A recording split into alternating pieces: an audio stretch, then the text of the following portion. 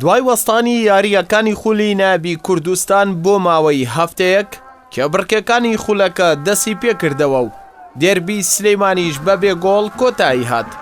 لە کەشێکی سارد و باراناویدا و لە یاریگای ئاشتی سیروانی نوێ میوانداری یانەی نەورۆزی یەکەمی ڕیزبەندی خولەکەی کرد. یاریەکە لە کەشێکی سارد و باراناویدا بەڕێوە چوو کە کاریگەری تەواوی لەسەر ئاست و ئەنجامی هەردوویانەش هەبوو. گێمی یەکەمی یاریەکە یانەی سیروانی نوێ باشتر بینران و بە پێچەوانەشەوە گێمی دووەم ینی نەورۆز باشتر دەرکەوتن.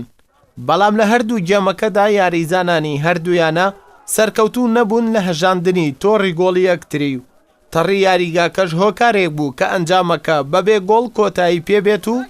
هەردوویانش بە خاڵێک یاریگایان جێهێشت. بیرمان نەچیانی نۆرۆز یانەیەکی بەهێزە هەرچەند ئێمە ڕێڕوا بوو لە یاریگای خۆمان یاریکەن ڕاست ئێستا ئەمڕۆکە یاریمان کردو یانی ئاشتی بە سواسەوە یاریگای خۆمانە بەس خۆتان نەزانن ئەوە زیاتر لە ساڵح یانەی نەورۆز بۆ چکە خۆیان یاریگاکەیان چیمەنی سەناعیە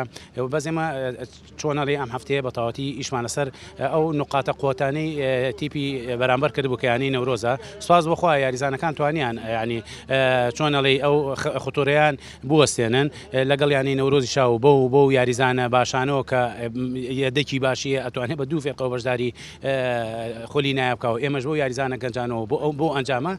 سوپاس ناوەڵام ستانم ینی ئەوە ئەگدرێ باران ئاو نەبوو ینی مەسەن تۆپڕا وەستە مەسەرن بەس من زەرەرێکم کرد لە یەک حالەت ئەم فەریقی من لە قمێ بوو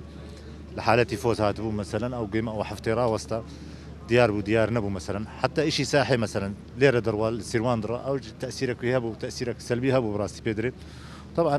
گەمی دەربی هەروایە ینی هەندێک لای فەنی نامینن حسن کاک ڕزگار معروفە ینی بمانتومان ینی بە حالەتی بەدەنی ینی ئەوی ڕۆژیشی خۆ تەطبیق کرد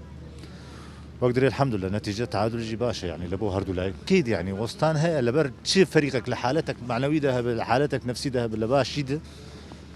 تاکید ینی ئەو تەسیری هەیە 100% بۆ بەرامبەربوونە یانەی سیروانی نوێ خاڵەکانی بۆ 21 خاڵ بەرز کردەوە و لە پلەی سێمی ڕیزبەندی مایەوە و نەورۆزیش بە 23 خاڵ هەر لە پلەی یەکەمی ڕیزبەندی خولەکەیە بەڵام هەردوویانە بە شێوەیەکی کاتی لەو ڕیزبەندیەدا ماونەتەوە.